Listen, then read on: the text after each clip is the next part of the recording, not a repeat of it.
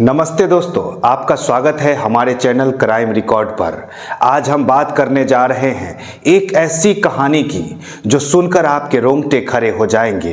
ये कहानी है मुरादाबाद उत्तर प्रदेश की, जहां प्यार का रिश्ता एक खौफनाक हत्याकांड में बदल गया। एक प्रेमी जिसका नाम रफ़ी था, उसने अपनी प्रेमिका सायरा की सिर्फ इसलिए हत्या कर दी क्योंकि उसका उस पे शक था, और हत्या भी ऐसी कि सायरा के शरीर पर 36 से ज्यादा बार पेचकस से वार किए गए। क्या हुआ था उस दिन? क्यों रफ़ी ने इतनी क्रूरता दिखाई और कैसे पुलिस ने इस मामले का खुलासा किया? आइए इस दिल दहला देने वाली कहानी को शुरू से जानते हैं। अगर आप क्राइम स्टोरीज और सस्पेंस पसंद करते हैं तो वीडियो को लाइक करें, चैनल को सब्सक्राइब करें और बेल आइकन जरूर दबा लें ताकि हमारी हर वीडियो की नोटिफिकेशन आपको सबसे पहले मिल जाए। मुरादाबाद उत्तर प्रदेश का एक व्यस्त शहर है जो अपनी पीतल की हस्तकला के लिए मशहूर है। लेकिन मई 2025 में यह शहर एक ऐसी घटना की वजह से सुर्खियों में आया जिसने पूरे देश को हिला कर रख दिया। हमारी कहानी का केंद्र है मैनाठेड़ थाना क्षेत्र का मीलक गांव।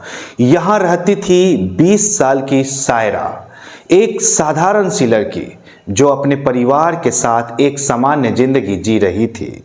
सायरा खेतों में काम करती थी, अपने घर वाले की मदद करती थी और उसकी जिंदगी में ज़्यादा उतार चढ़ाव नहीं थे। लेकिन सायरा की जिंदगी में एक ऐसा शख्स था जिसने उसकी दुनिया को पूरी तरह तबाह कर दिया। उसका नाम था रफ़ी उर्फ आरिफ, जो गांव का ही एक 20 साल का लड़का था। रफ़ी और सायरा का रिश्ता 2 साल पुराना था। दोनों एक ही समुदाय से आते थे और उनके बीच शुरू में सब कुछ ठीक था। फोन पर घंटों बातें, चुपके चुपके मुलाकातें, और वो सारी बातें जो एक प्रेमी प्रेमिका करते हैं वे सब उन दोनों के बीच होते थे। लेकिन हर प्रेम कहानी का अंत खुशहाल नहीं होता। सायरा की मां सफीना ने पुलिस को बताया कि रफ़ी उनकी बेटी को अक्सर परेशान करता था। वो सायरा पर जबरदस्ती रिश्ता थोपता था और अगर सायरा उससे बात नहीं करती तो वो गुस्सा हो जाता था। धीरे धीरे रफ़ी का शक सायरा पर बढ़ने लगा। उसे लगता था कि सायरा किसी और लड़के से बात करती है, और यही शक उसकी जिंदगी का सबसे बड़ा तूफान बन गया। 31 मई 2025 की बात है। दिन शनिवार था। सायरा अपने रोज की तरह घर से निकलती है। उसकी माँ के मुताबिक वो खेत में बकरियों के लिए चारा लाने जाती है, लेकिन जैसे जैसे शाम ढलने लगती है सायरा घर नहीं लौटती है। परिवार ने उसे हर जगह ढूंढा, फोन किया, लेकिन सायरा का कोई अता पता नहीं चला। रात गहराती गई और परिवार की बेचैनी भी बढ़ती गई। अगले दिन 1 जून की सुबह गांव के मक्के के खेत में एक ऐसा मंजर देखने को मिला जिसने सबके होश उड़ा दिए। सायरा का खून से लथपथ डेड बॉडी खेत में पड़ा था। उसके शरीर पर दर्जनों जख्म थे। चेहरा और प्राइवेट पार्ट्स तक की बेरहमी से गोदा गया था। पोस्टमार्टम रिपोर्ट ने जो खुलासा किया वो और भी डरावना था। सायरा के शरीर पर 36 से ज्यादा बार पेचकस से वार किए गए थे। गांव में सनसनी फैल गई। सायरा की मां की चीखें सुनकर आसपास के लोग इकट्ठा हो गए।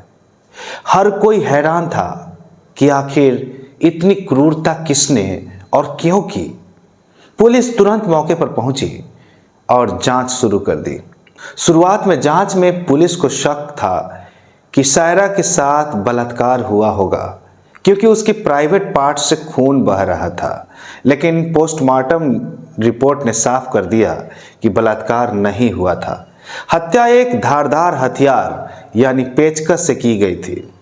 लेकिन सवाल ये था कि हत्यारा कौन था और इतनी नफरत सायरा से क्यों थी? जवाब जल्द ही मिलने वाला था। सायरा की मां सफीना ने पुलिस को बताया कि उन्हें रफ़ी पर शक है। उनकी बेटी ने कई बार कहा था कि रफ़ी उसे परेशान करता है, फोन पर बात करने के लिए दबाव डालता। सफीना की शिकायत पर पुलिस ने तुरंत रफी को हिरासत में लिया। पूछताछ में रफी ने जो खुलासा किया वो सुनकर पुलिस भी सन्न रह गई।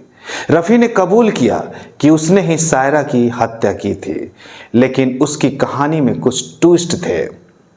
रफी का दावा था कि सायरा ने ही उसे उस दिन खेत में बुलाया था। दोनों के बीच पहले से फोन पर बात होती थी, लेकिन हाल के दिनों में सायरा ने रफी से दूरी बनानी शुरू कर दी थी।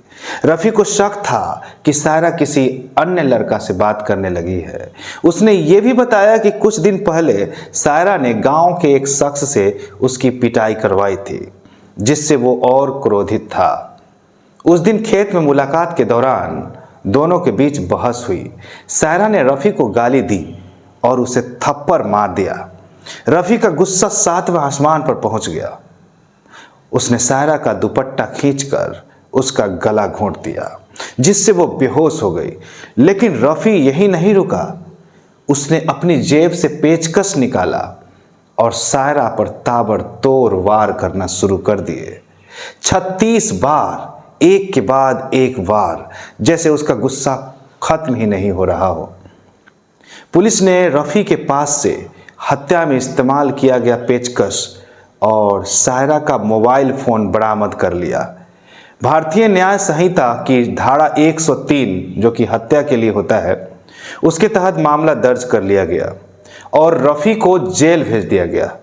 एसपी देहात कुंवर आकाश सिंह ने बताया कि जांच पूरी हो चुकी है और जल्द ही चार्जशीट कोर्ट में पेश की जाएगी।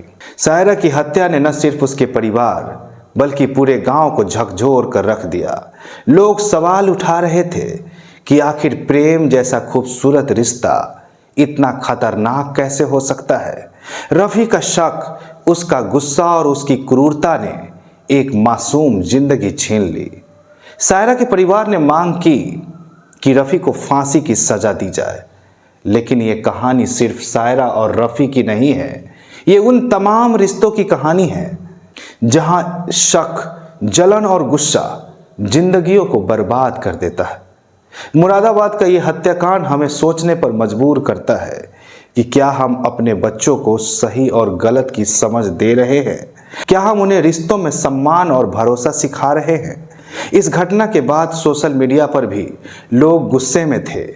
कई लोगों ने लिखा कि महिलाओं की सुरक्षा के लिए और सख्त कानून होनी चाहिए। कुछ ने कहा कि प्रेम को ठुकराना किसी की जान लेने की वजह नहीं हो सकता। दोस्तों, सायरा की कहानी खत्म हो गई, लेकिन उसके परिवार का दर्द कभी खत्म नहीं होगा। ये कहानी हमें याद दिलाती है कि प्यार में भरोसा और सम्मान कितना जरूरी है।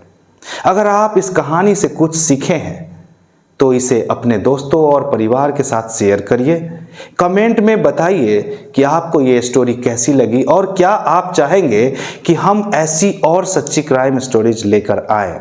अगर हाँ, तो वीडियो को लाइक कर दीजिए, चैनल को सब्सक्राइब कर दीजिए और बेल आइकन को जरूर दबा लीजिए ताकि हमारी हर एक वीडियो की नोटिफिकेशन सबसे पहले आपको मिल जाएगी।